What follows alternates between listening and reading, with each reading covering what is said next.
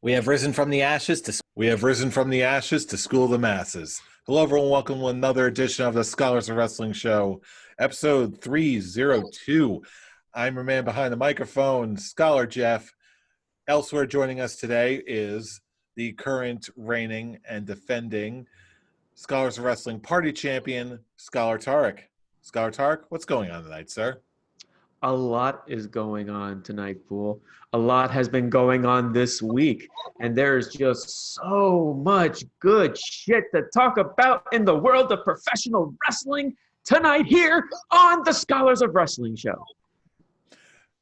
Indeed. Again, man, that's one heck of an introduction. And speaking of introductions, the third member of our motley crew, the one and only Scholars of Wrestling World Heavyweight Champion, the one and only Scholar Brian. Scholar Brian, how's your night going tonight, sir? Oh, how nice for Scholar Tarek to get reigning and defending, but I don't.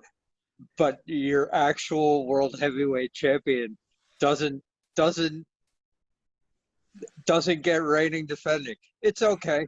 It's all right. I will say, in my defense. I understand that I'm not able to actually physically hold the championship right now. So therefore, due to honestly, I truly have to hold myself back because every time I hear myself say reigning, defending, I want to add the word undisputed on there. And I'll be honest with you, I am kind of scarred by that word. Because of the three of us right now, you're most likely going to be the last one getting that title, Fool. You know what? That has been claimed before, but every single time that's been claimed, I'm always in contention. Here's the deal, okay? Here's all you need to know. I am shit at the Royal Rumble game. So that's... You have that over him. So it's true. So here's to do is win this and win a beef case. But legit, okay, I'm not as into this week as Scholar Tarek may have been. Okay, I don't think Raw was as great as he thought it was. But you know what? Compared to the last couple weeks of wrestling, this compared to the last couple weeks, this week is epic. I'll give it that. Oh yeah. You can't really. It's not a high bar. Well, that the last couple weeks have set, but okay. Well, and in Raw's case, it's not a high bar that the last few months have set, but so it's been a good week. I'm excited to talk about it. Oh yes. So let's dive right into the conversation at large, starting this week off with Monday Night Raw, where Fool, I believe you in particular had a lot to say, a lot that really stood out to you this week on Monday Night Raw. Indeed, there were a lot of good storylines that actually came out of Monday Night Raw. Let's start off at the beginning with Drew McIntyre coming out and doing his whole getting ready to take on Dolph Ziggler. He doesn't care what the stipulation for Extreme or the horror show at Extreme Rules is. But the real highlight of this whole thing is Dolph Ziggler bringing out recently fired Heath Slater, who actually does look good. You can definitely tell that time gone. He was working out, and he put on a great promo. Basically, the word I'm trying to find the right word, goading into a match with Drew McIntyre, which obviously just led to a squash. I mean, Heath Slater hasn't been exactly booked the best way, being a comedy character, losing to legends and all that. But it's still there was a lot of personal history with those two, and it adding on to the personal history that Drew McIntyre and Dolph Ziggler had building up to this. I mean, yeah, I know that this is a filler feud, and it's just built. It's just building onto the inevitable Randy Orton versus Drew McIntyre that's going to happen at SummerSlam. But I will say, for a filler feud, I am very invested in the storyline, and I'm invested with other stuff that happened, but I want to see what your guys have responded to, at least Drew McIntyre, Heath Slater, Dolph Ziggler opener. I'm not going to say that I'm as invested in it as you are. I do understand that when they first bought Dolph Ziggler out to have the feud, like, I didn't think far back. I didn't think about that basically Dolph Ziggler. I didn't think about the fact that Dolph Ziggler technically was the one to bring Drew McIntyre back onto WWE TV. I'm not talking about NXT, any of that. Drew McIntyre was brought in to be the enforcer for Dolph Ziggler when he returned to WWE TV. I didn't think about that, so I'm more on board now that I thought about that, and I agree. Heath Slater did cut the best promo of his life on Monday Night Raw, but I understand why they booked it the way that they did, but I wish, like, we're not going to see that again. If you're not going to rehire Heath Slater the way you did Drake Maverick or whatever, I don't think the right move here was to go full squash city. I do agree on that one, yeah. So it's like, give him 5 minutes, man. It doesn't have to be like a 2 commercial long match, but give him 5 minutes. Don't just have him get killed. Okay, that's it. Yeah, I got to admit, that was really the only point of contention I had with this whole segment. Just, I looked at my own phone for one quick second, and then it came back from commercial break, and then boom, it was over. I was like, okay, that was awfully sudden. But then again, it was just, I saw it as only a relatively minor hiccup compared to everything else that they gave Heath Slater, of all people. They gave him a ton of promotional time, the promo time rather. They gave him a segment with the champion. They gave him a send-off, about as good of a send-off for his kind of character as you can get. It was a real pleasant surprise, and if they don't ever bring him back again, then I'd say it's about as good as you're going to get for the man. Because is it confirmed? Is it confirmed that he got signed to Impact? I have not heard that rumor. Who knows? But he left. If this is his final going in WWE TV, at least for right now, it definitely left the doors open for him to eventually come back. Maybe even. I'm not saying he's going to pull a Drew McIntyre and come back and become a eventual world champion, but he'll just probably come back and just, I don't know, he'd be continuing what he was before as an enhancement talent, just one with an actual name. Yeah, I just don't know. If you watch the interview that he did after Raw, okay, I feel like he shut the door on himself. You never know. Because he was like, this chapter of the WWE chapter of my life is done. Like, that's his words. A lot of people say that and they came back. Like, so I'm not fully convinced. Well, I understand that, but it's like most of the people who say that are like Shawn Michaels, the ones who did the ones who retired, a WWE guy and all that. They say my WWE life is gone, and we're like, oh yeah, okay. But when it's Heath Slater, like, the dude did some good stuff.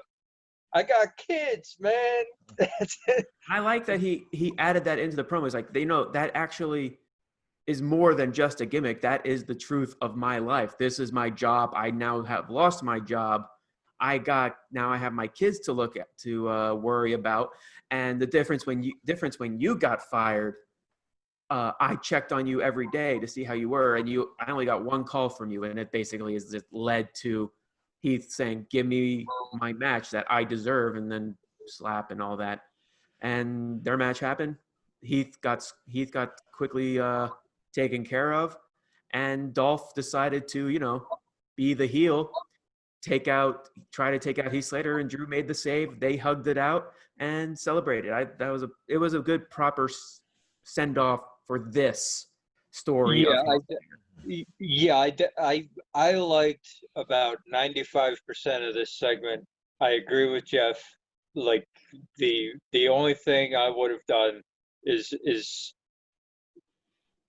had it been like a little bit longer, not like a complete squash or whatever, but give them a little bit. Give them like a 5-minute match instead of a 2-minute squash. You know what I mean? Have him get something in. That's it. Now, speaking of, I'm sorry, go ahead. Oh, yeah, that was it for that particular segment. And then there's really two other big things that happened on Raw. Everything else was just basically low end. I mean, Randy Orton and Angel Garza and Andrade versus Big Show and the Viking Raiders. That happened. Not really particularly fond of that feud. Moving on. Actually, I'll add this next part to the bigger thing for the final topic of Raw.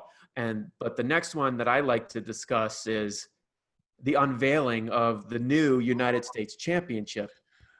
You mean the one that looks like a Super Bowl ring? Say what you want, fool.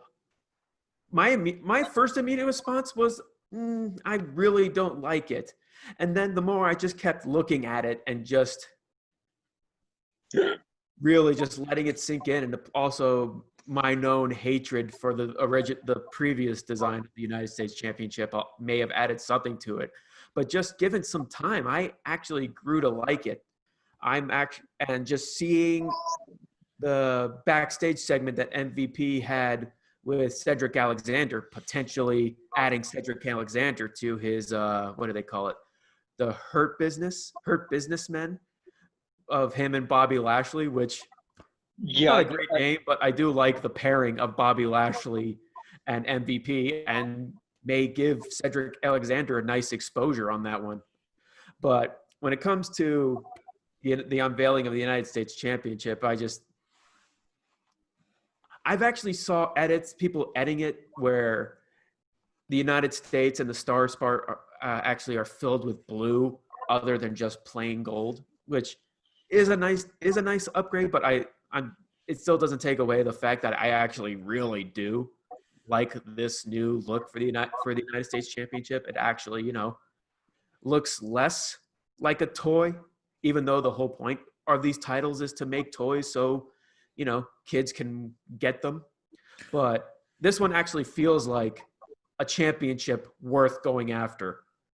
And the fact that I like MVP actually being the one unveiling it, even though he's not the United States champion, and just building this whole Apollo feud. Not the best, it's not the greatest, but it is something worth being intrigued for. At least giving Bobby Lashley and MVP basically the top mid-card title of Raw. Yeah, as much as I like to joke about the very different look of the United States title, at the very least, it does do a good job of differentiating it from the other major mid-card title, the Intercontinental title. It gives it its own personality and makes it pop more, for better or for worse. So, all that being said, I think I can grow to love as you are. I'm not there yet, though. I'm still disappointed with the fact that I'm still not into the Intercontinental Championship, and we can't really show it here, but I showed you the picture of if they updated it a little bit, making it the white strap and the two worlds on the side is actually blue, it actually brings it to life. And I'm just going, yeah, I like this a lot more than I did this current design. If they made it look like this, add those little changes, All I would right. have warmed up to So pitching it back over to Scholar Brian. Scholar Brian, what did you think of the new U.S. title, and what's your impression of the mid-card titles in general? Basically, okay, my thought is it's all well and good you're setting up a new design for the title. They've done this before with the Intercontinental title, and what did they do with it afterwards? Absolutely nothing. So it's all well and good that we're talking about how nice and pretty and how good the title looks and all that. I don't care about any of that if they're not going to care about the titles themselves. Okay, because let's face it, okay, the United States titles, and I'm sorry, Tarek, the Intercontinental title, okay, they're both treated like pieces of shit right now. Both of them. Okay. I will say back then, like in more recent memory, yes, but now I feel like they're now treating them more with respect. I mean, look who's the Intercontinental champion, AJ Styles, and he's having feuds with Daniel Bryan and Matt Riddle. So it's a slow step in the right direction. And with the United States title, at least basically someone who's going after the World Heavyweight title, Bobby Lashley, is a part of this storyline, and MVP is kind of in his best run, apparently, and it only had to take his retirement to do so. For me, I need more than 3 weeks or a month. I need more than 3 weeks or a month of good title progress in order to give a shit about a new design of titles. So they're on the right road. I'll give them built in a day. Be open-minded. Styles. I'm not impressed with Apollo Cruz's title reign for United States title. I still don't think that they're treating that title right. But you know what? Okay, give me more than you gave me a nice Intercontinental title tournament. You did. Okay, the match for the Intercontinental title was good. Okay, but I need more. I need more than that in order to give a crap about new designs. Mm-hmm. I need more than a month or two. And then the last thing we'll talk about on Raw is just the women's matches that started off with the returning Kairi Sane in her pretty much last run in WWE versus Sasha Banks, which something we've never had before, and that was a good match. That obviously it was a shame ending it in a disqualification, but at least it's one of those things where, like I said on the show before, if it's a DQ that actually fits in the storyline, then yeah, I completely understand and accept it. This one actually built on that and built the suspense for Bayley versus Asuka as the main event, which was amazing, by the way. All the people who worked on this match, who were involved in this match, from Asuka versus Bayley, Sasha Banks in the corner, even Nikki Cross showing up and doing a quick commentary with Samoa Joe and the rest of the Raw team, only to be thrown out because Sasha came out and it's like, hey, you're really not supposed to be here. Get the hell out. So it was just an also more building on this, because in my opinion, Sasha Banks and Bayley are doing absolutely phenomenal when it comes to as basically the new heads of the women's division, since Charlotte, Becky, and Ronda Rousey are gone. Now it's with those big three names that WWE like to push down our throats are gone. Now they're actually giving some time for the rest of the women, which SmackDown, I'm going to give this one for you, fool. Lacey Evans, Alexa Bliss, Nikki Cross. We're getting the tag team, non-title tag team match tomorrow versus Sasha Banks and Bayley versus Alexa Bliss and Nikki Cross, building onto the Bayley-Nikki Cross feud. They're actually doing something lower card with Ruby Riott and Liv Morgan. That one's not a big deal, but at least they're giving them something to do. So it's apparently the reuniting of the Riot Squad. Cool. I've- Again, cool. Yay. Not necessarily a big deal, but like I said, at least they're giving them something to do, and it's actually not just complete waste of time bullshit. At least there's these characters are actually given time. Because adding on to that was that Ruby Riott interview on that Raw talk that happened after the show, and that was a very emotional thing. You actually got character build for Ruby Riott, not just, oh, we were members of the Riot Squad, so what do? We just basically make trash on backstage like a couple of idiots. Now we're actually getting real characters for this one. Now, it's inevitable that Liv and Ruby are going to reunite and face the Iconics whenever.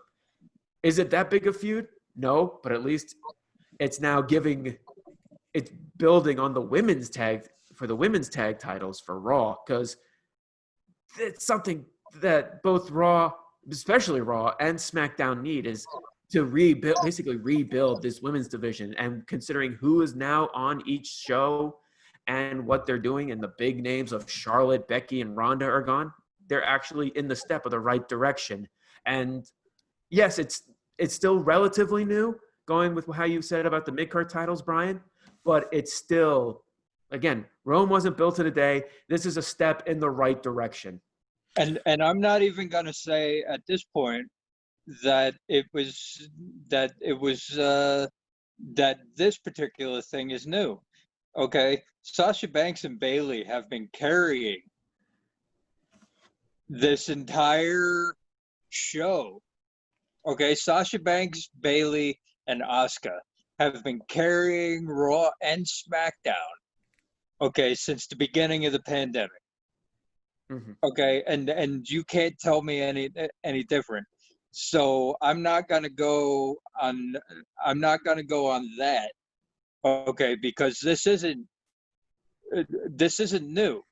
This isn't the WWE saying, "Oh, we should hold something happened."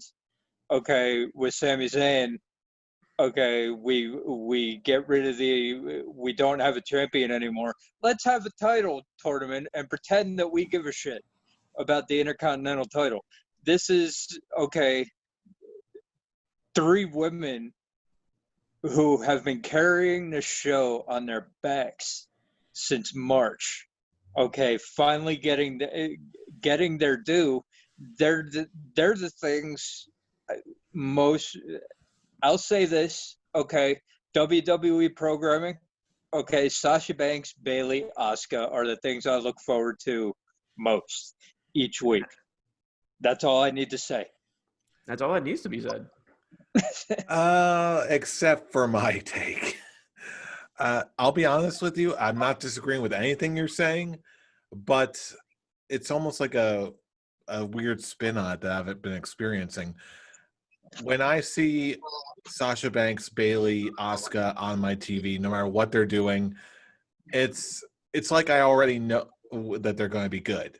They've been good for so long that I already know that they're going to be good. Like, okay, yeah, it's almost boring how good they are in a way. For me personally, this week, as far as this week goes, everything was upended by the return of Kairi Sane, knowing what we know about this being her last run. So everything else was, again, fantastic, but it's more of a this is what I've come to expect kind of way. Meanwhile, the return of Kairi Sane, I get the impression that there's going to be a lot more good feuds and a lot more good matches that are going to be surrounding her before she ends up leaving after her contract is up.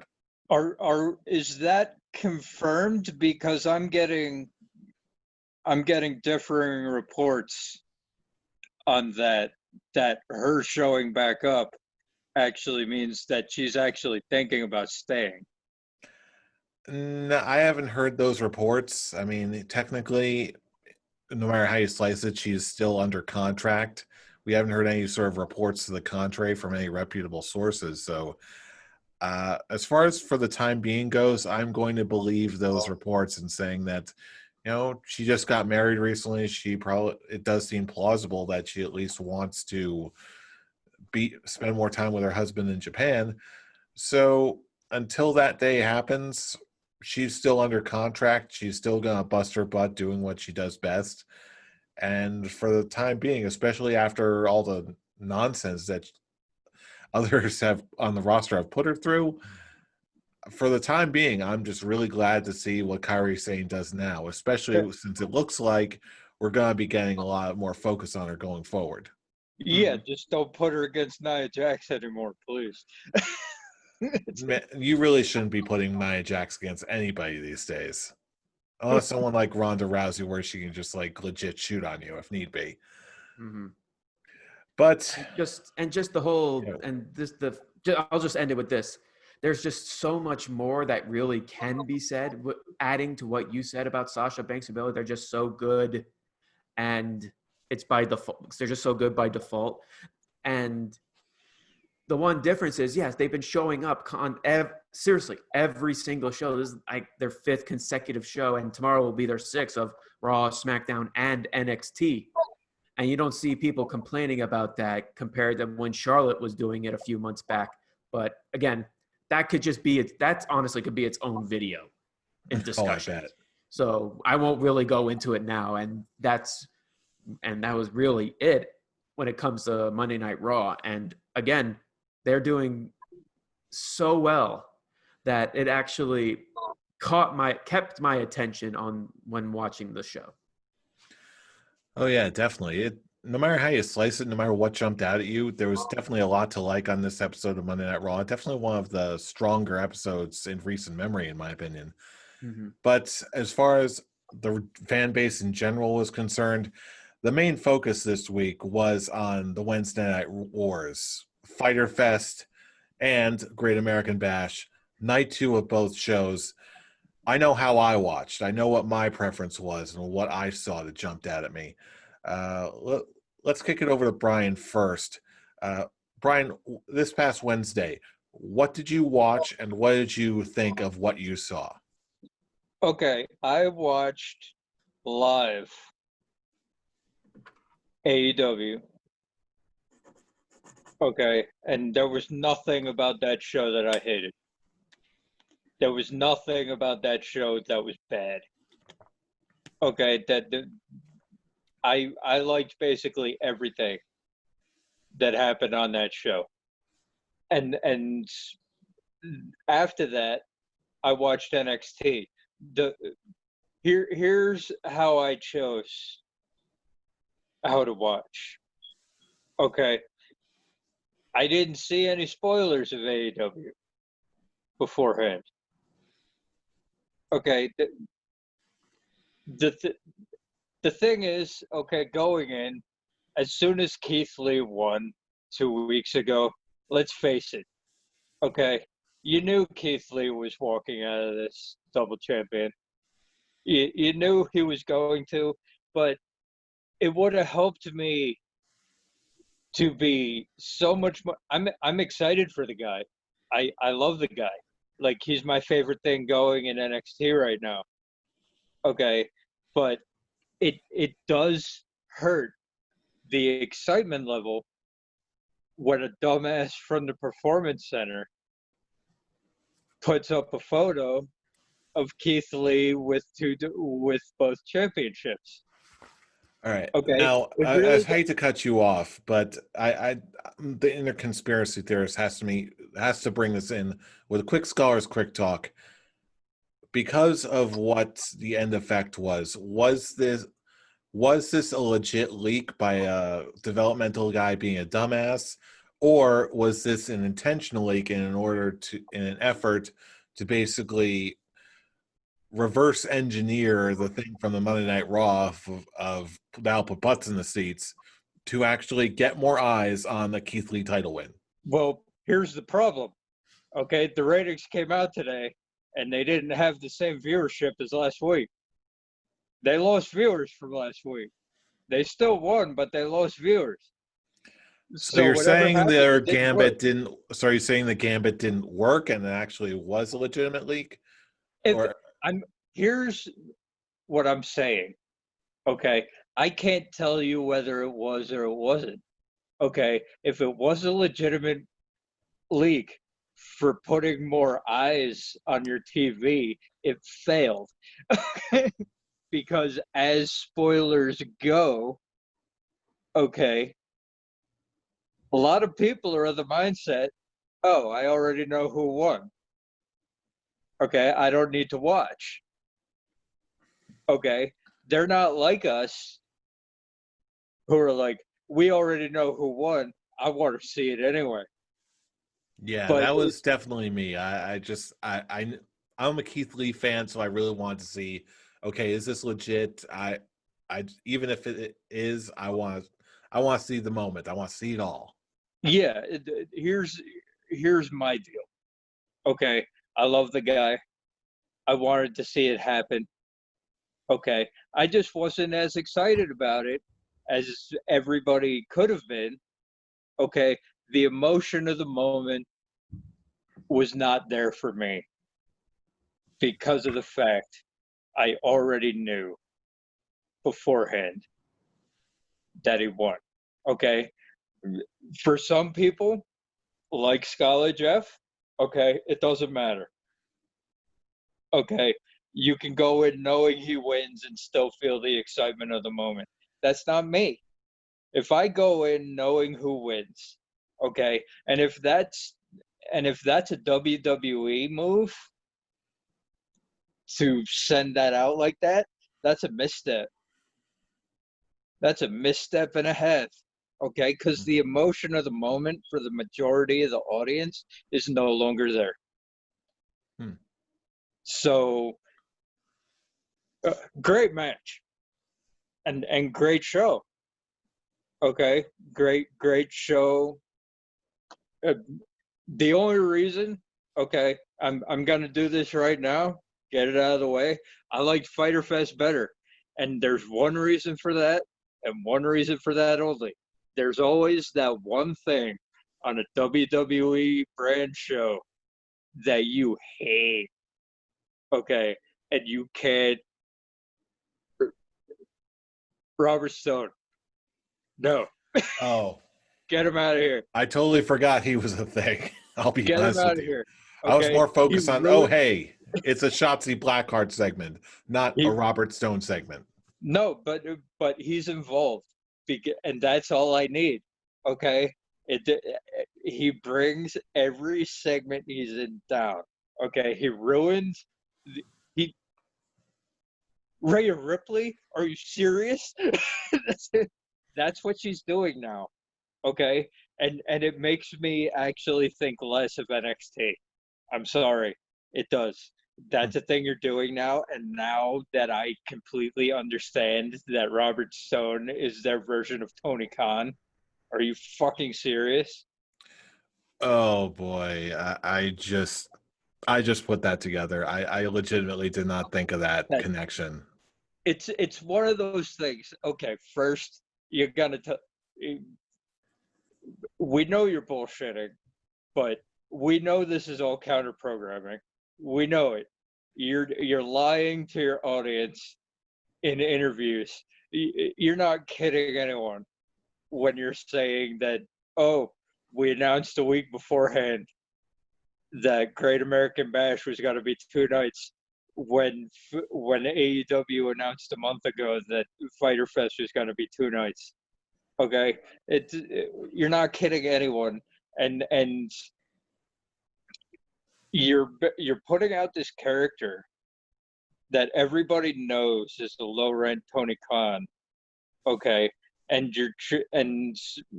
you're treating it like a low rent Tony Khan, which means the segments are bad, and you're putting them on the show that you're counter programming.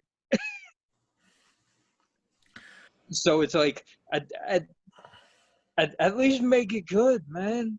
If you're gonna do it, if you're if you're gonna do it, make it good. Make it someone who can actually perform the role the way it was meant to be performed.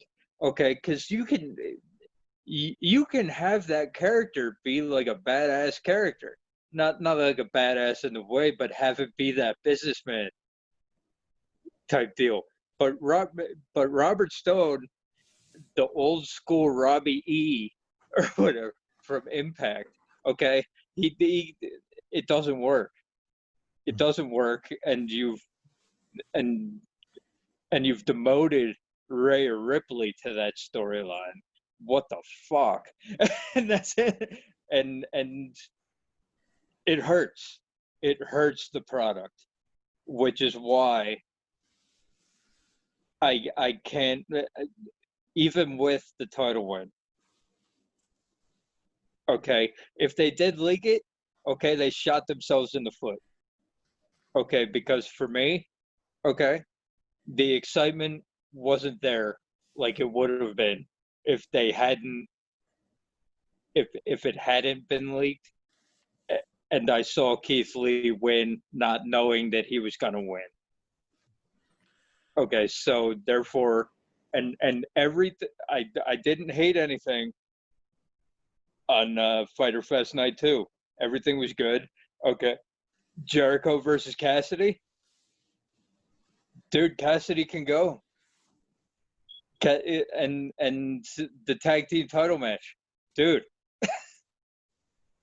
it's the same story as last week. The opener and the main event were the matches of the show. Yeah, I'm sorry, go ahead. Which makes sense. Okay, you want the opener to be great. You want the main event to be great. Okay, everything else in between can be a crapshoot. But for, once again, AEW, everything in between was at least good.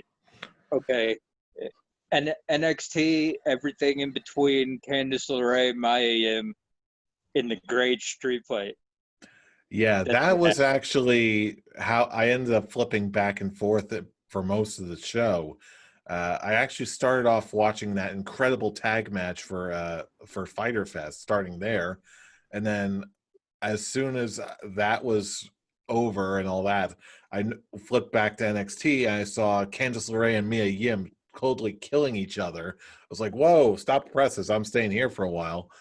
And then as soon as I found out that the Keith Lee match was going to be on deck, I was switched over to NXT for the rest of the time. And that was all well and good, but the middle card of AEW was so much better than the middle card of NXT for me.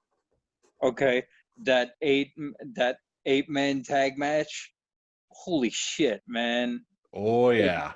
In AEW, Joey Janela versus Archer was a very Joey Janela. Okay, say what you want about the guy. The guy knows how to sell. That's it. Okay, he made Lance Archer look like $1 million in there, and okay, I probably could have done without the kidnapping angle, a little bit. Okay, but it got Big Swole on the show. Okay, and sometimes that's all I need. And Britt Baker. Okay, why they ever brought her in as a face? Okay, she's so good as a heel.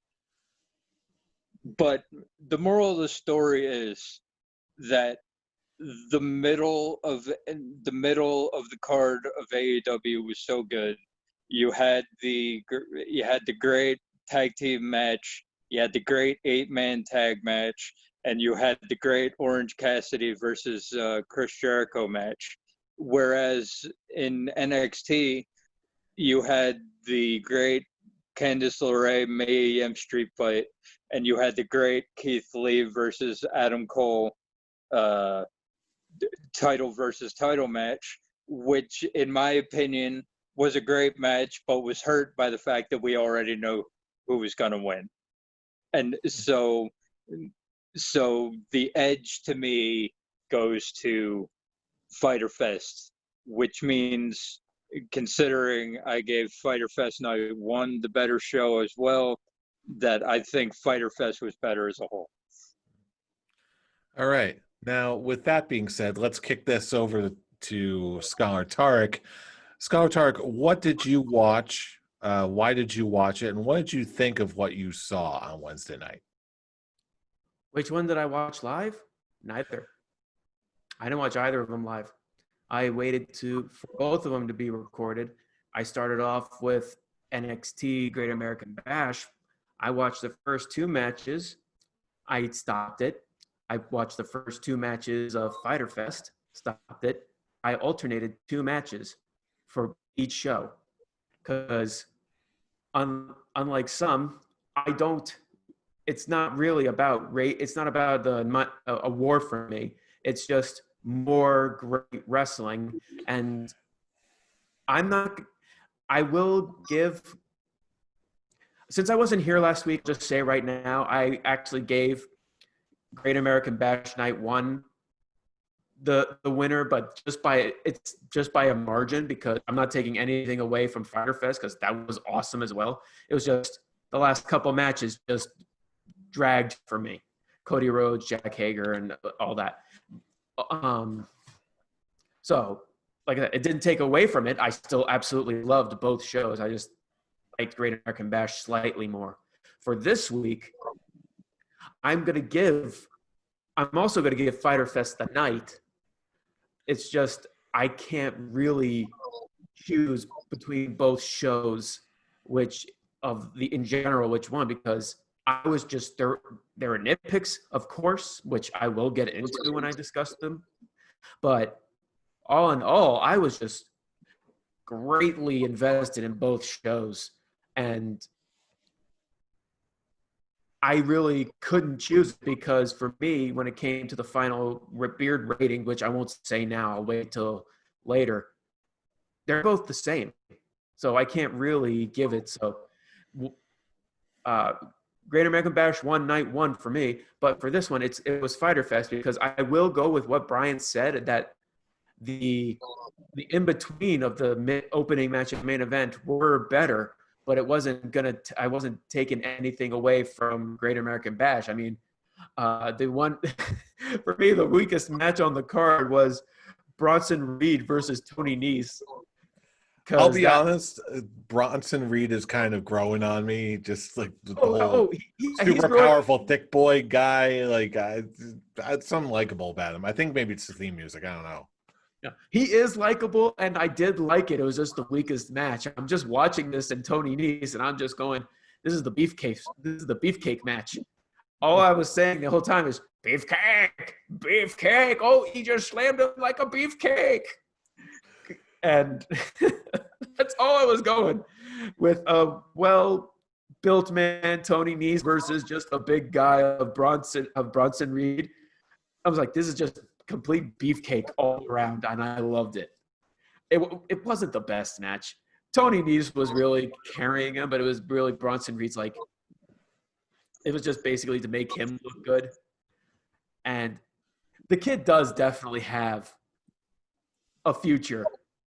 Not necessarily a great one, but he does have a future. He does have that. He has grown on me as just that likable, the guy who can be a monster, but he's likable.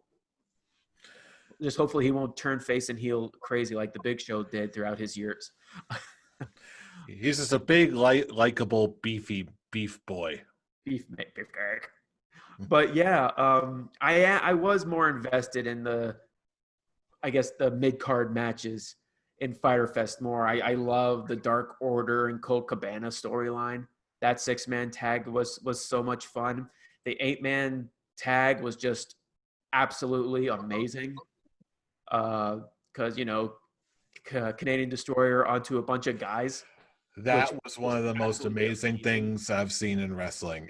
Bar none. I'm just like, what the hell did I just see? Yeah, even the replays, I'm just like, that is insane how they were able to do this shit. But I'm not gonna give the Lance Archer Joey Janela match that much credit. I actually didn't like it that much because it was just for me. One of the big takeaways that came from Fyter Fest, which we talked about, and I messaged you guys beforehand or during the shows, I've kind of warmed up to it just a little bit, but I see why they did it. but I'm just like, it's just hit more of the nostalgia. It was definitely more of a nostalgia thing, more than any for Taz than anything than bringing in the returning the FTW World Heavyweight Championship and giving it to Brian Cage. Again, I like the idea because it fits to the history of the FTW Championship when it was in ECW. I get it, but it just rubbed me the wrong way of just bringing in the nostalgia. That's the problem with having Taz be the mouthpiece of Brian Cage. Like, Brian Cage needs a mouthpiece, okay, but the person you gave him to be the mouthpiece was always going to top him. Was always going to be more over. Was always going to get himself over more than Taz is too good at his job. Mm-hmm. And that's the problem. Mm-hmm. And with that being said, like I said, I like the idea and the potential it could have, since they kind of threw hints at that with Darby Allin. But yeah, the main topics were the 8-man tag, and I'm having a brain fart. What opened the show for the Fyter Fest? The tag team title match. The tag team title match. That was also a good one. It was definitely a good opening match. And Orange Cassidy versus Chris Jericho was just absolutely amazing. Just showing Orange Cassidy is not that joke comedy character, that he has a lot of heart and he has a lot of character. So all in all, like I will give Fyter Fest night 2 the win over Great American Bash. But I love Keith Lee and Adam Cole. I'm also with you on this, Fool, of I don't care about the spoiler as long as it gave me a good match, which it was a takeover style match. That match, I loved it. And I'm glad Keith Lee won. I'm also, Adam Cole, he had the title over 400 days. Is now he already made his mark on the NXT championship, and now it's Keith Lee who made an impact with it. So all in all, I love both shows. And I guess, are we doing facial hair rating now, or are you going to give? I was actually going to. I sort of said my piece as we were going, but yeah, thank you for the natural segue, Fool. Also, all that being said, for all the negatives and the positives, what would you give on the beard rating scale? Fool, since you sort of segued into that, what's your scores for both Fyter Fest and Great American Bash as a whole? Well, to be perfectly honest, for all 3 shows that we talked about on this episode, I gave them all 4 out of 5. I was really, really invested. Yeah, I'm just gonna say I concur right there. Everything got a 4 out of 5 full beard from me too. It just makes me hope that tomorrow SmackDown can actually complete the week of just great wrestling shows.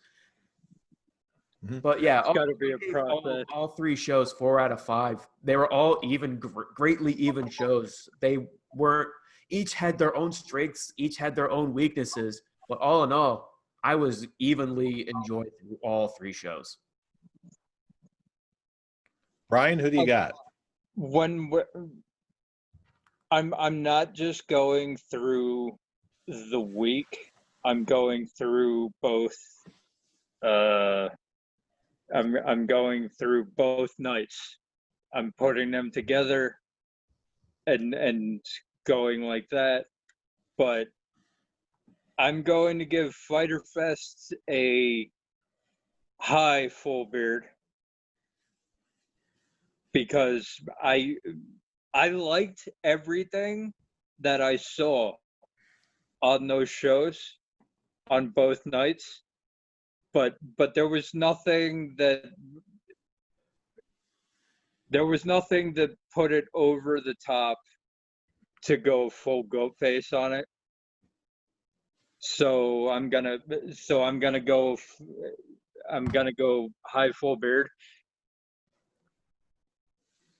Great American Bash, I'm gonna go low full beard. Mostly for the reasons that I said. Mm-hmm. Okay. I I can't handle Robert Stone. I can't do it. And the fact that you put Rhea Ripley anywhere near him is a travesty. And the fact that you had him on both nights of this show, okay, it affects it really hurts the product for me. Okay, not enough to completely say fuck you and be like, I'm not even dealing with everything else. It's getting a classic goatee. No, everything else was good, at least good. Okay, but anything involving Robert Stone in it, Man, okay, I can't, and the fact that you have right, the I hatred of don't Robert Stone has to stop here. Come on, bro. I'm not a big fan of him either, but no, geez, man, relax. no, he's the male version of Dana Brooke. I'm Ooh, putting it there. okay. How can't. about Oh wow. I can't. I can't. you? I can't. You can You gotta try. stop You this. can. You can do. You could do the. You could say the words. You can do the. You can. You can wave the hands all you want, but he hurts the product for me. He really does. And the fact that Well, you have Rhea oh, Ripley boy. involved, that when she was facing Charlotte Flair, she was facing Charlotte Flair at WrestleMania. Okay, she was in a triple threat match like a month ago, and now she's dealing with Robert Stone. Fuck you. That's it. No. And with that said, that's our episodes. I was going to say, with all that being said, I think you pretty much heard everything that needs to be said from us. So, all that being said, now is the time where we turn it over to you, our wrestling, listening, discussing, arguing audience. What did you think of this week in wrestling? What do you think was the better show, Fyter Fest or Great American Bash? Who won the week? Who won the show wars? We want to hear from you. So anywhere we are, we want you to be as well. YouTube comments, Facebook comments, and our personal favorite, the old Twitter machine. Join us wherever we are. Speaking of Twitter, you can also follow us at ScholarsOW for all the latest episode uploads. And for more fun, you can also check us out on our personal Twitter accounts. Fool, where can they reach you? You can reach me at the Avataric. And Scholar Brian the Champ, where can they reach you? You can find me continuing to rage at Robert Stone at Atomic Beam. That's not going to go away anytime soon, is it? No. And you can find me at I'm Robbie Rage. Join the conversation because it's going to be a lot of fun and it's going to be a lot to look forward to, even in the next week. Because hey, we even have another Fight for the Fallen coming up next week too. Right. Yeah, so we've got a lot to look forward to.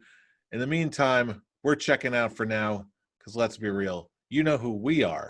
We are Disguised Wrestling, and you have just been schooled. You're welcome.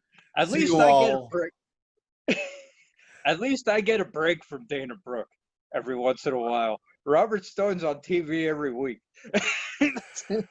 See you all next week.